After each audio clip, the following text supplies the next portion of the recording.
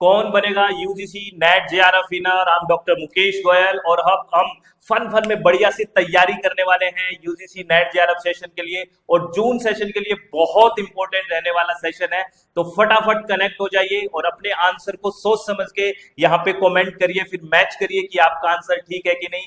तो हम इस सेशन को स्टार्ट करते हैं, बहुत चित्त रिलैक्स करके शांति से आपको विनर बन के जाना है। चलिए स्टार्ट करते हैं अपने सेशन को। ऑल द वेरी बेस्ट, और बिल्कुल नजरें गड़ाए रखिए कि सेशन में क्या होने वाला है। और आपकी स्क्रीन पे पहला क्वेश्चन आ चुका है, और पहला क्वेश्चन क्या कहता है मैं पढ़ के सुना देता हूं, स्क्रीन पे आपको पढ़ लीजिए आराम से। क्वेश्चन है, in everyday conversation when people make reference to paying attention, planning, forgetting, guessing, daydreaming and so on, they are invoking। Hindi medium में भी क्वेश्चन को पढ़िए। रोजमर्रा की बातचीत में जब लोग ध्यान देने, योजना बनाने, भूलने, अनुमान लगाने, दिव्या स्वप्न देखने आदि का जिक्र करते हैं तो निम्न को संदर्भित कर रहे होते हैं। आपके पास चार ऑप्शंस हैं।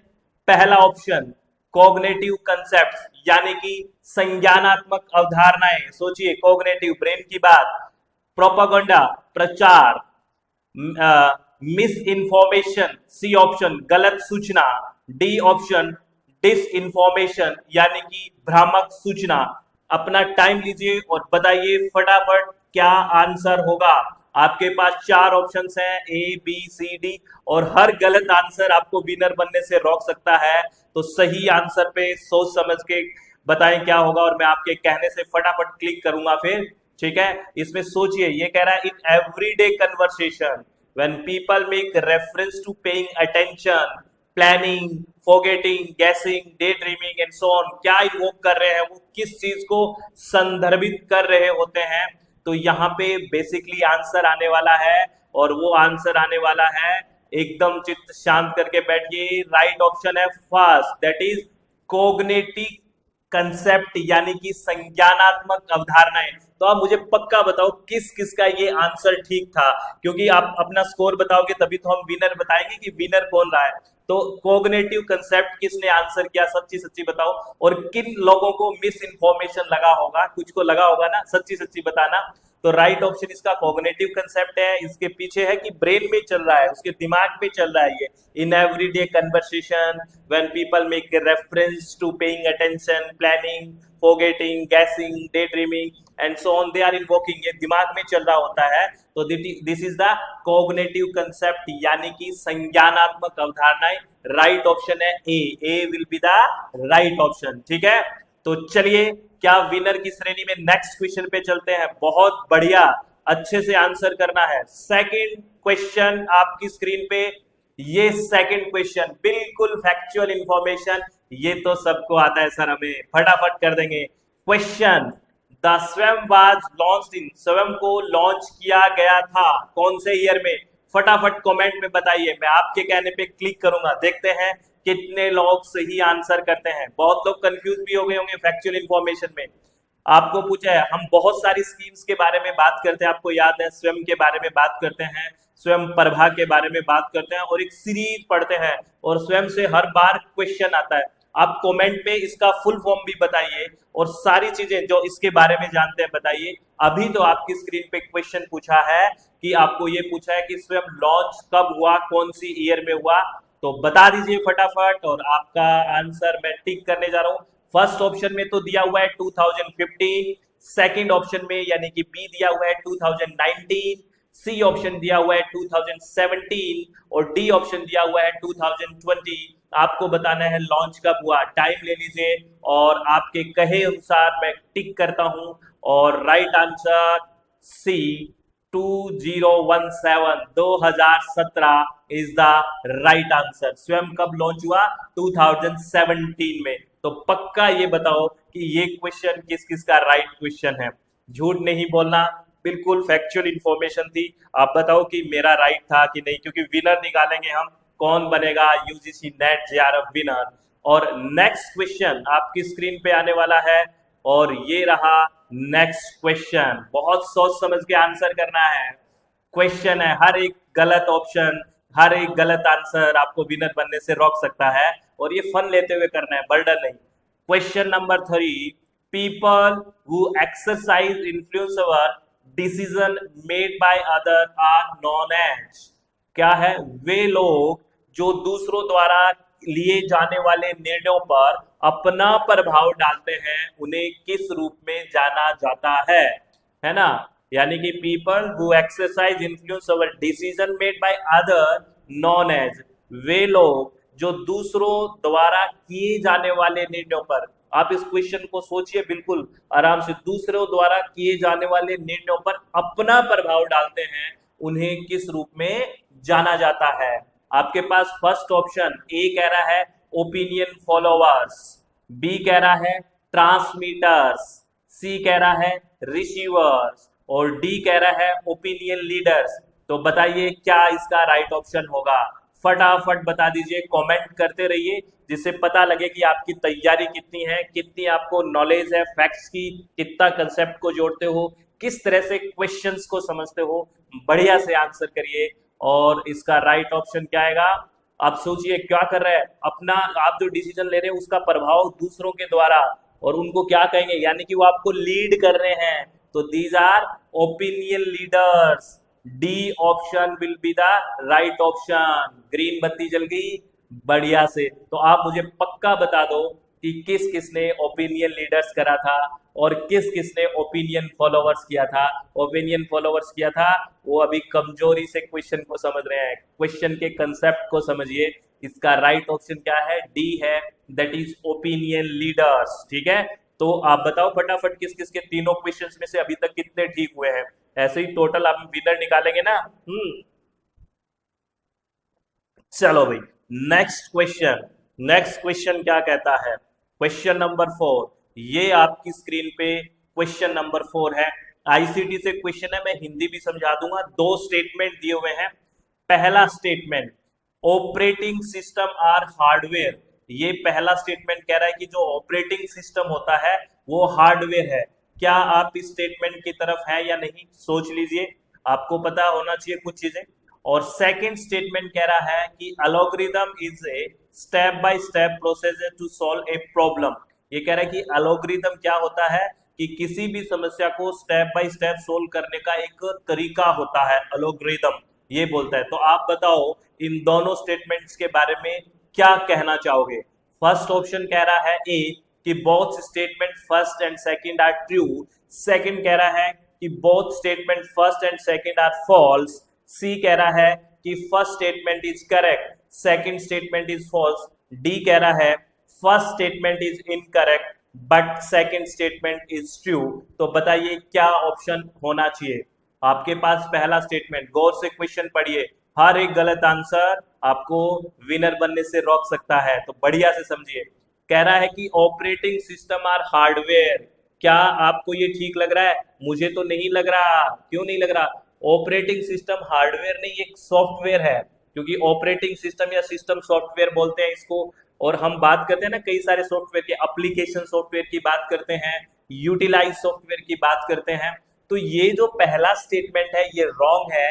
सेकंड स्टेटमेंट कि algorithm is a step by step procedure to solve a problem, किसी भी समस्या को समाधान करने के लिए जो स्टेप बाय स्टेप प्रोसेस अपनाते हैं उसको एल्गोरिथम बोला जाता है, ये बिल्कुल सही है। तो इसमें कैसा बना ऑप्शन? डी ऑप्शन, यानी कि statement 1 is incorrect, statement 2 is correct. तो D option is the right option. Green बत्ती जल गई, कहीं रेड ना जल जाती है ना। सर हमें पता है। आपने ये राइट आंसर किसने करा, बताओ फटाफट बताओ, सच्ची सच्ची बताओ ये राइट आंसर किसने करा। और अभी तक 4 क्वेश्चंस में से 4 के 4 किसके ठीक हो चुके हैं, किसके कितने हैं, कमेंट करके बताते रहिए। Next question, without any tension questions को हैंडल करना है। फिफ्थ क्वेश्चन ये है आपकी स्क्रीन पे, फिफ्थ क्वेश्चन। और ये क्वेश्चन क्या कहता है सुनिए। क्वेश्चन कह रहा है which among the following is not a national coordinator for higher education courses on Swayam. निम्नलिखित में से कौन स्वयं पर उच्च शिक्षा पाठ्यक्रम के लिए राष्ट्रीय समन्वयक नहीं है? कोऑर्डिनेटर कौन सा नहीं है, किसके लिए? हायर एजुकेशन के लिए कोऑर्डिनेटर कौन सा नहीं है? ये आपको बताना है। और क्वेश्चन में ध्यान रखना, नोट वगैरह को पढ़ना मत भूलना। पहला ऑप्शन ए कह रहा है IGNOU, Indira Gandhi national open university. Option B कह रहा है national institute for open schooling, जिसको शॉर्ट में NIOS बोलते हैं। ऑप्शन सी कह रहा है कंसोर्टियम फॉर एजुकेशनल कम्युनिकेशन यानी कि CEC। और ऑप्शन डी कह रहा है national institute of technical teacher training and research यानी कि NITTR। आपको इसमें से ये बताना है, गौर से क्वेश्चन पढ़ना। हायर एजुकेशन, ICT सबको मिला के क्वेश्चन स्वयं के बारे में पूछा है। Which among the following is not a national coordinator for higher education course on Swayam. Higher education के लिए कौन सा कोऑर्डिनेटर नहीं है? तो सीधा सीधा अगर दिमाग लगाओगे तो आपको ऑप्शन बी देखिए क्या कह रहा है। ऑप्शन बी कह रहा है national institute for open schooling, ये स्कूलिंग के लिए है, हायर एजुकेशन के लिए नहीं है।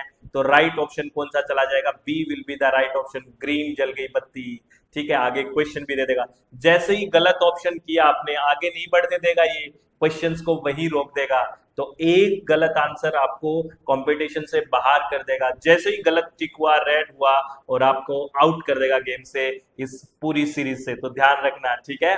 तो राइट ऑप्शन बी हो गया इसका, that is national institute for open schooling. और ये कोऑर्डिनेटर से हर बार क्वेश्चन आता है कि कौन टेक्निकल को कोऑर्डिनेट कर रहा है, कौन यूजी और पीजी नॉन टेक्निकल को कर रहा है, कौन ओपन डिप्लोमा को कर रहा है, कौन टीचिंग ट्रेनिंग को कोऑर्डिनेट कर रहा है। इस तरह के क्वेश्चंस पूछे जाते हैं, तो प्लीज ध्यान रखें, इट्स अ वेरी इंपॉर्टेंट। अब बताइए सबका सही कितने? 5 में से 5। नेक्स्ट क्वेश्चन चलते हैं, क्वेश्चन नंबर 6। और आपकी स्क्रीन पे ये आ गया क्वेश्चन। ये कह रहा है which of the following is characteristics of qualitative interview, यानी निम्नलिखित में से क्या गुणात्मक साक्षात्कार की अभिलक्षणिक विशेषता है। आप याद रखिए, क्वालिटेटिव और क्वांटिटेटिव जब हम रिसर्च एप्टीट्यूड की बात करते हैं तो बहुत अच्छे से बात करते हैं। तो आपको बताना है क्वालिटेटिव इंटरव्यू की कौन सी कैरेक्टरिस्टिक्स है, गुणात्मक की। तो अगर हम बात करें क्वालिटेटिव और क्वांटिटेटिव का एक टेबल बना के याद कर लीजिए।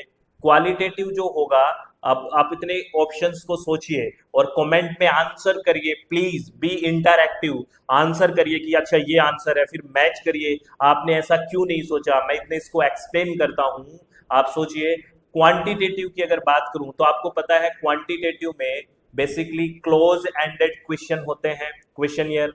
तो वो पूरा का पूरा एक स्ट्रक्चर्ड कंडीशन बन जाएगी, वो डिडक्टिव हो जाएगा, उसके क्वेश्चन है वो पूरे के पूरे स्टैंडर्डाइज होंगे और वो पूरा का पूरा स्ट्रक्चर्ड होएगा। ये क्वांटिटेटिव की बात है।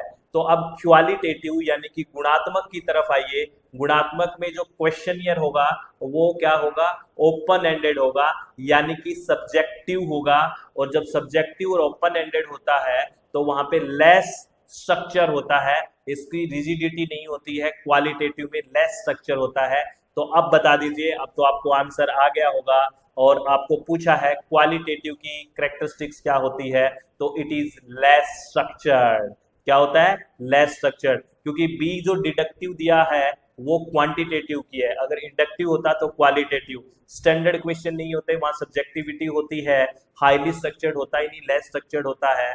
तो आप राइट ऑप्शन कौन सा हो गया? It is less structured. तो इस पे क्लिक किया, ग्रीन बत्ती जल गई, आगे क्वेश्चन आ गया, यानी कि हमारा question option A is the right option, it is less structured. ये अपेक्षाकृत कम संरचनाबद्ध होता है, ठीक है। तो नेक्स्ट क्वेश्चन के लिए रेडी है? चलो 7th क्वेश्चन आपकी स्क्रीन पे आने वाला है, 7th क्वेश्चन। और ये रहा, आप बताना ये क्वेश्चन कितने ठीक हुए, ये साथ साथ बताते चलिए। क्वेश्चन है quantitative method come under the philosophy of, मात्रात्मक विधियां किस दर्शन के अंतर्गत आती है? क्वांटिटेटिव, क्वालिटेटिव नहीं क्वांटिटेटिव की बात कर रहा है। और यहाँ पे किस फिलॉसफी में आएगा? पहला ऑप्शन कह रहा है कंस्ट्रक्टिविज्म यानी कि रचनावाद। सेकंड ऑप्शन कह रहा है इंटरप्रेटिविज्म यानी कि व्याख्यात्मकवाद। और सी कह रहा है सिंबोलिज्म यानी कि प्रतीकवाद, और डी कह रहा है पॉजिटिविज्म यानी कि प्रत्यक्षवाद। और आपको ये पूछा है इसमें क्वांटिटेटिव यानी कि मात्रात्मक मेथड कौन सी फिलॉसफी के अंडर आता है। तो सोचिए सोचिए सोचिए, कमेंट में आंसर करिए, बताते रहिए, है ना। और मुझे पता लगता रहेगा कि आपको कितना आ रहा है कितना नहीं आ रहा है, कहाँ कमियां हैं। तो हम इस तरह के सेशन फिर लेते आएंगे, इससे बूस्ट अप होगी चीजें। तो हम जैसे ही क्वांटिटेटिव की बात आती है और फिलोसफी की बात आती है, तो हम दो फिलोसफी की बात करते हैं, दो अप्रोच की बात करते हैं। अगर आपको याद आता है रिसर्च एप्टीट्यूड में, positivistic and post positivistic. Post positivistic जो अप्रोच होती है वो क्वालिटेटिव होती है, और पॉजिटिविज्म क्या होती है, क्वांटिटेटिव यानी कि मात्रात्मक, क्योंकि वो नंबर्स पे डिपेंड करती है कि कितने नंबर्स में आपके पास सैंपल है। साइंटिफिक वे से करें तो 100% सच को जान सकते हैं। इस तरह की बात याद आई, तो इसका राइट ऑप्शन कौन सा हो जाए। कंस्ट्रक्टिविज्म तो नहीं हो सकता क्योंकि वो बेसिकली क्वालिटी का है, व्याख्या भी क्वालिटेटिव में होता है, पूरा सब्जेक्टिव की बात होती है। सिंबोलिज्म नहीं हो सकता, तो राइट ऑप्शन यहाँ पे क्वांटिटेटिव के लिए है पॉजिटिविज्म यानी कि प्रत्यक्षवाद will be the right option. D option will be right, बिल्कुल सही हो गया। नेक्स्ट क्वेश्चन पे ले गया। जब भी आपका गलत आंसर हुआ ये आपको गेम से बाहर, यूजीसी नेट विनर से बाहर कर देगा। अभी तक हम ठीक चल रहे हैं, तो चलिए नेक्स्ट क्वेश्चन। अभी बताओ कमेंट में, ये आपका क्वेश्चन पक्का ठीक था? तो ठीक था तो तुक्का नहीं मारा, हमने ऐसे ही सोचा था ना, बिल्कुल इसी तरह सोच के आंसर किया। अगर किया तो तैयारी है, नहीं है तो अभी बहुत जरूरत है। नेक्स्ट क्वेश्चन, क्वेश्चन नंबर 8 आपकी स्क्रीन पे ये है।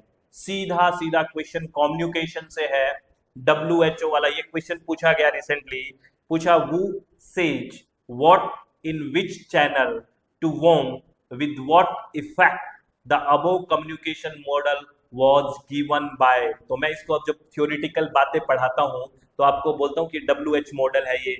वू says, what says, by which channel, whom यानी क्या कहा, किसको कहा, कैसे कहा, क्यों वाली बातें आ रही है ना। तो आपको ये मॉडल किसने दिया, ये क्वेश्चन पूछा है। आपके ऑप्शंस इस तरह से हैं। पहला ऑप्शन है Harold D Lasswell, B option है अरिस्टोटल यानी कि अरस्तु, सी ऑप्शन है Shannon and Weaver, D option है ऑसगुड एंड श्रेमन। आप बताइए इसमें राइट ऑप्शन क्या होगा। बहुत अच्छे से मैं आपको बताता हूँ, यहाँ पे थ्योरेटिकल बातें याद करो, वो पल जब हमने इसको पढ़ा था WH मॉडल। करिए कमेंट में आंसर, प्लीज बी इंटरैक्टिव करिए। इसका राइट ऑप्शन होने वाला है ऑप्शन ए लासवेल। और देखते हैं ग्रीन बत्ती जलेगी या रेड, आप बताओ कौन सी जलेगी, फटाफट बताओ, देखते हैं। और ये लासवेल, ग्रीन, बिल्कुल नेक्स्ट क्वेश्चन की तरफ ले गया। नहीं तो ये वहीं रोक देगा, जहां से गलत हुआ आप बाहर हो जाएंगे। नेक्स्ट क्वेश्चन पे चलें भाई, बढ़िया इंटरेस्टिंग आ रहा है, मजा लग रहा है। आपको लग रहा है कि इस तरह के सेशन होने चाहिए, हमारी तैयारी हो रही है। आप थोड़ी देर कंसंट्रेट बैठ के आप सोचिए कि यूजीसी का एग्जाम दे रहे हो, एग्जाम हॉल में बैठे हो, आप क्लिक कर रहे हो उस क्वेश्चन पे, ऐसी फीलिंग लेके आइए कि आप कंप्यूटर बेस्ड टेस्टिंग कर रहे हो वहां पे, तभी बात बनेगी। जो एक फोबिया है वो तभी निकलेगा, ठीक है। Next question, next question number 9, और आपकी स्क्रीन पे ये क्वेश्चन है। ये आप पेन कॉपी सीधा लेके खुद बैठिए, और आपको टाइम दूंगा, मैं सिर्फ इसका आंसर आपको बता दूंगा, है ना। आप अभी सोचिए, अभी टाइम लीजिए, क्योंकि ये थोड़ा सा आपको कोडिंग से क्वेश्चन है।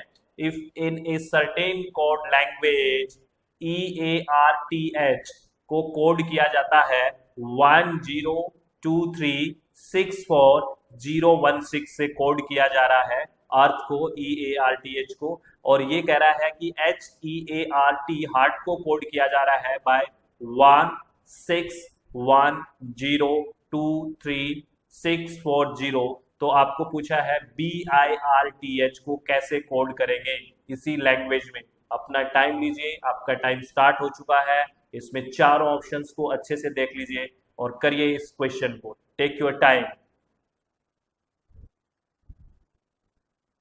हम्म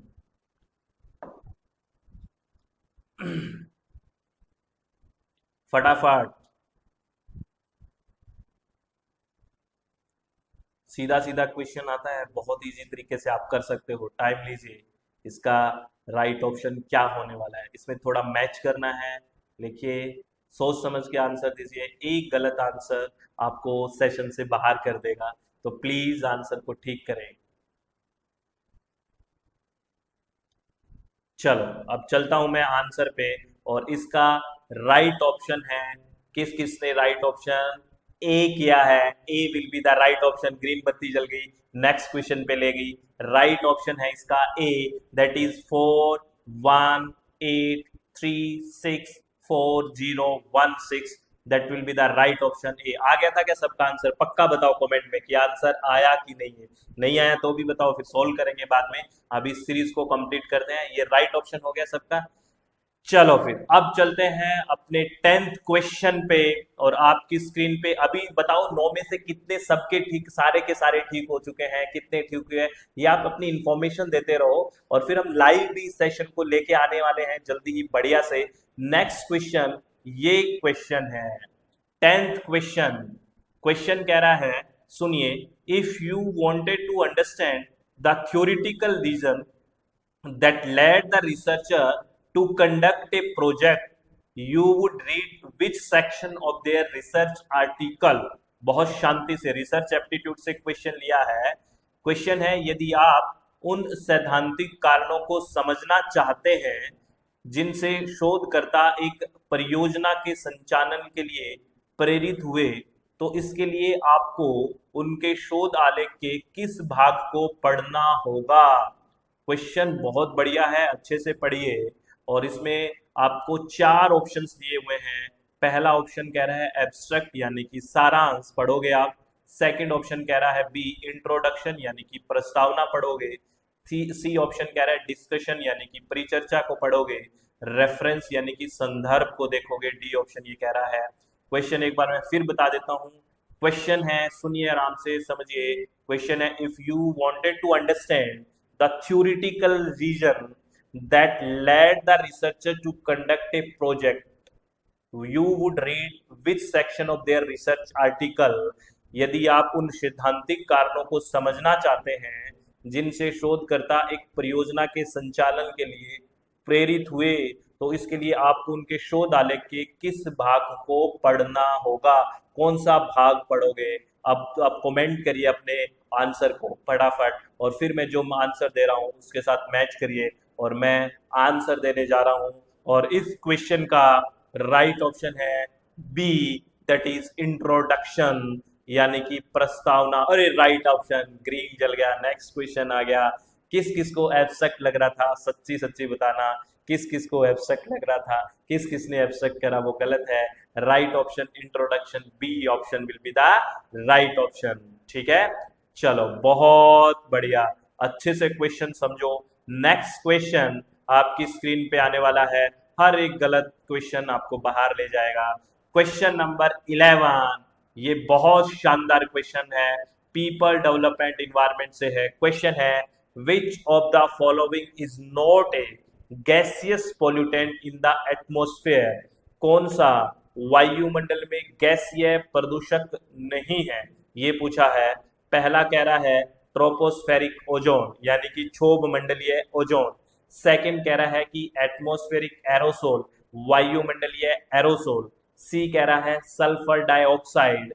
डी कह रहा है नाइट्रोजन डाइऑक्साइड। और आपको बताना है which of the following is not a gaseous pollutant, note पढ़ना, not a gaseous pollutant in the atmosphere. कौन सा वायुमंडल में गैसीय प्रदूषक नहीं है, इसको देख लेना। और चलिए फटाफट बताइए कमेंट में इसका राइट ऑप्शन कौन सा होगा। एलिमिनेशन मेथड से भी कर सकते हो, बढ़िया से करिए इस क्वेश्चन को। Not a gaseous pollutant. आप बताओ, ट्रोपोस्फेरिक ओजोन है, वो आपको पता है बैड ओजोन होता है ना, क्योंकि इससे ग्लोबल वार्मिंग, वैश्विक तापन होता है, ग्रीन हाउस गैस है, तो ये तो एक गैसियस पॉल्यूटेंट है। सल्फर डाइऑक्साइड भी गैसियस पॉल्यूटेंट है। नाइट्रोजन डाइऑक्साइड भी गैसियस पॉल्यूटेंट है। तो कौन सा बच गया? Atmospheric aerosol. एरोसोल वो पार्टिकल्स होते हैं जहां पे बेसिकली सॉलिड और लिक्विड कुछ जमा रहता है। ये पार्टिकल बेसिकली फुल्ली हम ये नहीं कह सकते कि गैस ये पोल्यूटेंट है।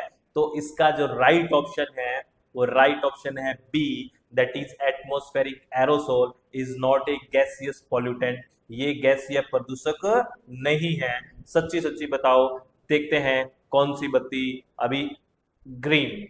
नेक्स्ट क्वेश्चन भी मिल गया, तो बढ़िया से बहुत शानदार तरीके से हो गया। सच्ची बताओ ये क्वेश्चन किस किस का ठीक था, किसने इसको ट्रोपोस्फेरिक ओजोन वगैरह करा होगा, मुझे पक्का पता है। और अभी तक हमारे 11 क्वेश्चंस हो चुके हैं, तो 11 में से कितने क्वेश्चंस आप लोगों के ठीक है, सच्ची सच्ची बताओ। फिर हम कंपेयर करते हैं कि आप कितने क्वेश्चंस ठीक कर रहे हो। और इस तरह के सेशंस आते रहेंगे, बढ़िया से सुनते रहना है और बढ़िया से इंटरेक्ट करना है। और नेक्स्ट क्वेश्चन आपकी स्क्रीन पे आ रहा है, ये क्वेश्चन कह रहा है, ये कह रहा है कि active audience theories focus on assessing what.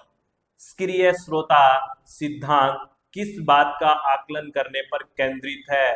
ये बेसिकली मीडिया वगैरह से क्वेश्चन, जब कम्युनिकेशन की बात करते हैं तब वहां से है।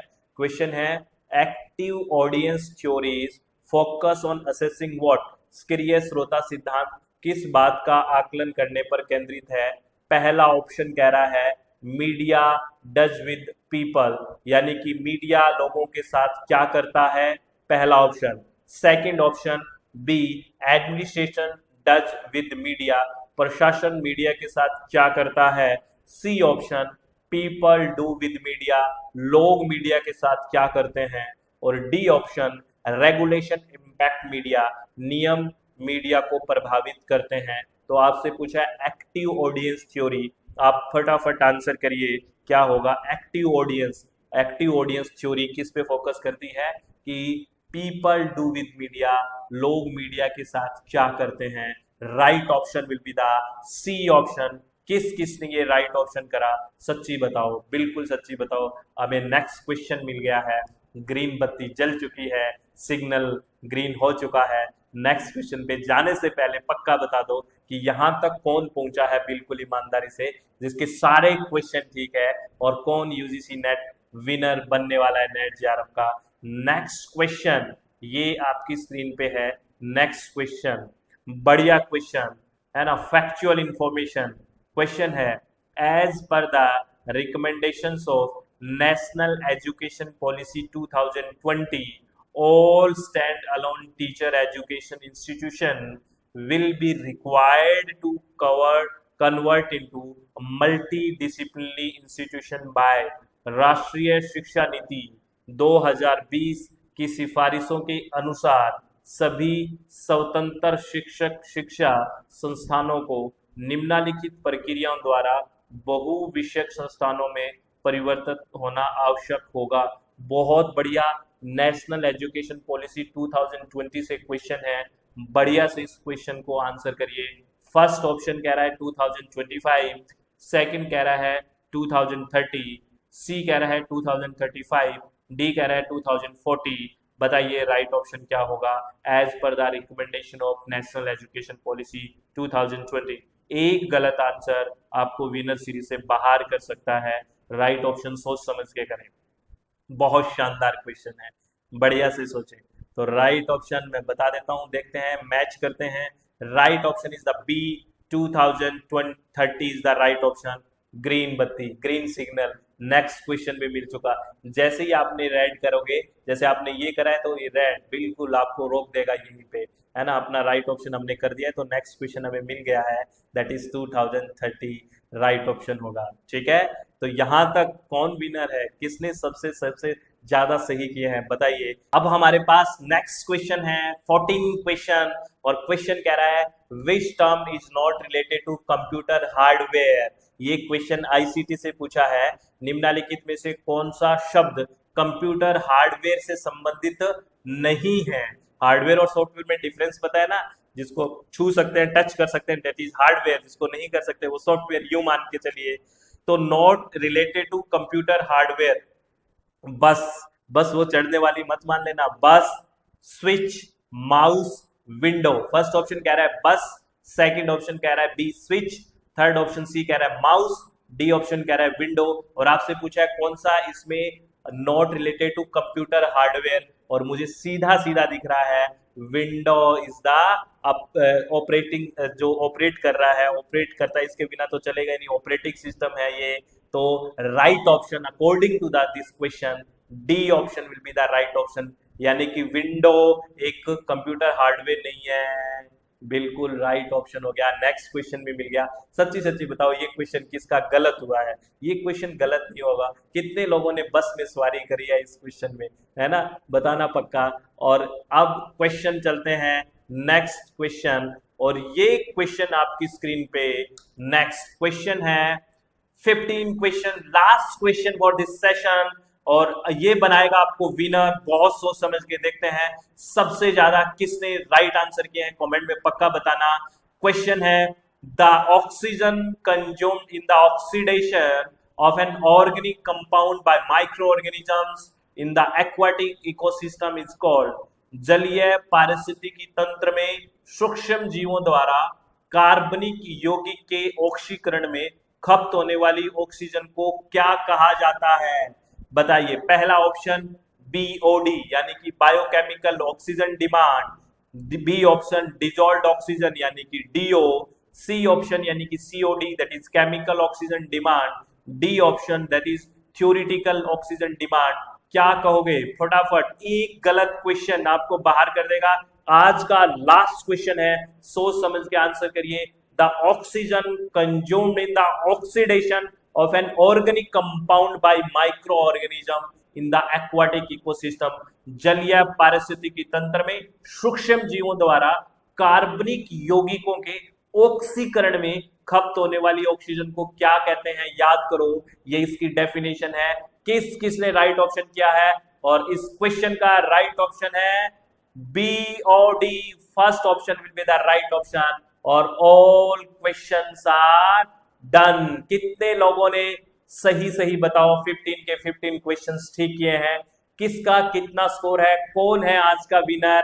और एक बात तो और है, देखेंगे विनर नहीं बता, जिसको देखेंगे बहुत सारे टेस्ट करेंगे किसमें फाइनल विनर कौन निकल के आता है, और ये सेशन कैसा लगा, और ये विनर पक्का विनर SWMG तो हम रहे विनर, क्योंकि हमने तो 15 के 15 क्वेश्चन ठीक करे हैं। आप लोगों में से किसने 15 के 15 क्वेश्चन ठीक करे हैं पक्का बताना, और बढ़िया से टू वे कम्युनिकेशन किया करो, और हम इसको लाइव सेशन के तौर पे भी लेके आने वाले हैं। तो आपको बताना ये सेशन कैसा लगा, मजा आया, इंटरेस्ट है बिल्कुल बन रहा है, एक जॉय के साथ पढ़ रहे हो, इंजॉय के साथ क्वेश्चंस को पढ़िए, कंसेप्ट को पढ़िए, बहुत शानदार रहने वाला है।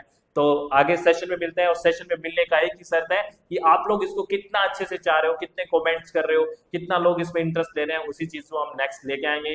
तो all the very best, take care, be happy, बहुत बहुत धन्यवाद, thank you, thanks a lot friends.